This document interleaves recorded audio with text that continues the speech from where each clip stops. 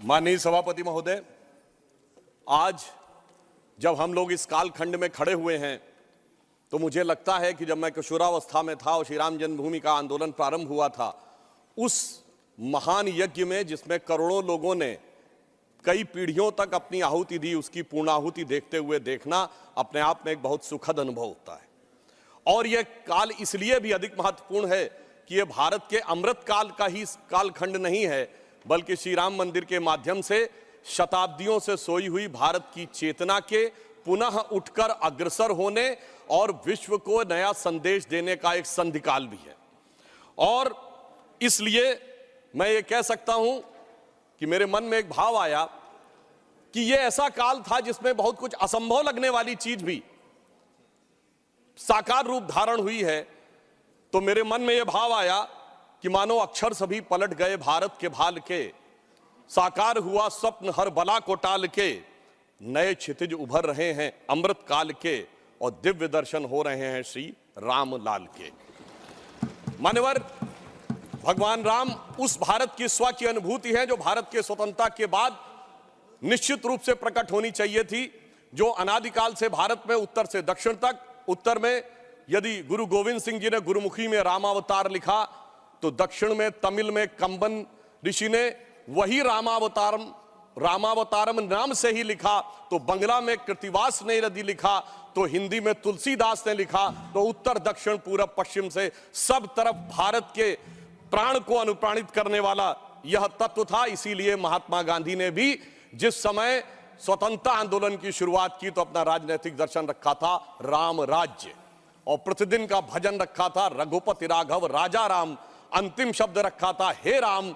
परंतु हे राम, मैं ये कहना चाहूंगा उन राम को भी प्राण प्रतिष्ठित करने में इतना संघर्ष करना पड़ा जो भारत के समाज से लेके आध्यात्म और मन तक विद्यमान थे, जिसे हम लोग उस आंदोलन के समय कहते थे कि ये तन प्रभु राम का, मन प्रभु राम का, तो हर क्षण बोलिए जय श्री राम की, आस प्रभु राम की, श्वास प्रभु राम की, तो प्रति क्षण बोलिए जय श्री राम की।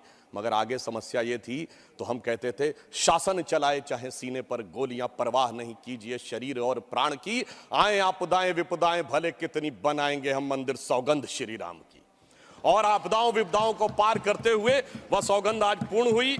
इसके लिए अनेकानेक लोगों ने बलिदान दिया, देवी दीन पांडे जी से लेके सरदार फकीर सिंह से लेके हजारों संतों से लेके कार सेवकों तक और कोठारी बंधुओं तक। परंतु मैं एक बात कहना चाहूंगा, मैं इस विषय पे कोट करना चाहता हूं।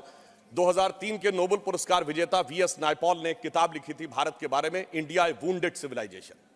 उन्होंने कहा भारत एक विचित्र देश है जहां पर कि अपनी संस्कृति को आघात करने वाले विषय को पढ़ाया जाता है और आघात करने का प्रयास किया जाता है, इसीलिए उन्होंने वुंडेड सिविलाइजेशन वर्ड कहा। मैं इसलिए कह रहा हूं कि जो इतिहास में प्रत्यक्ष प्रमाण थे उनको भी झुटलाने का प्रयास हुआ। श्री राम जन्मभूमि केस के सिर्फ 2 उदाहरण बताना चाहता हूं। जब मुकदमा चला तो ये पूछा गया कि भाई पिछले उदाहरण दीजिए कोई शताब्दियों के, तो विपरीत पक्ष के पास कोई उदाहरण नहीं थे। हमने फॉरेन ट्रेवलर्स के उदाहरण कोट किए। विलियम फिंच नाम का ब्रिटिश ट्रेवलर आया 1610-20 के आसपास, उसने कहीं पर मस्जिद का उल्लेख नहीं किया, सिर्फ मंदिर का उल्लेख किया।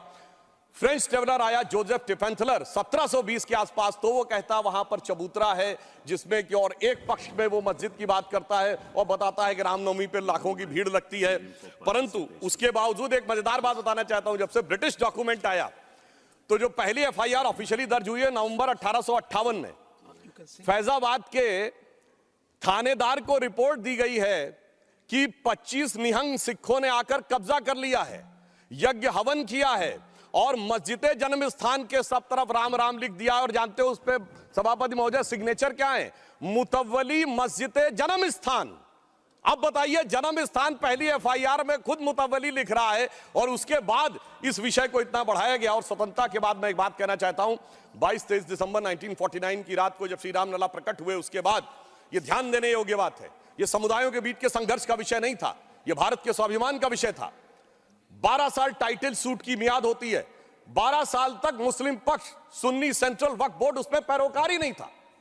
1961 में दिसंबर 1961 में जब 12 साल पूरे होने में 4 दिन रह गए थे, तब सेंट्रल सुन्नी वक्फ बोर्ड उसमें पैरोकार बना। क्यों? कुछ सेकुलरिस्टों ने समझाया, कुछ लेफ्टिस्टों ने समझाया, और इसका उल्लेख किया कि मोहम्मद साहब ने अपनी किताब में किया है कि मुस्लिम समाज में एक बहुत बड़ा तबका मानता था कि हमें इस विषय में पढ़ने की जरूरत नहीं है, परंतु राजनीति के चलते हुए भारत के स्वाभिमान का विषय ये इसका प्रतीक बना।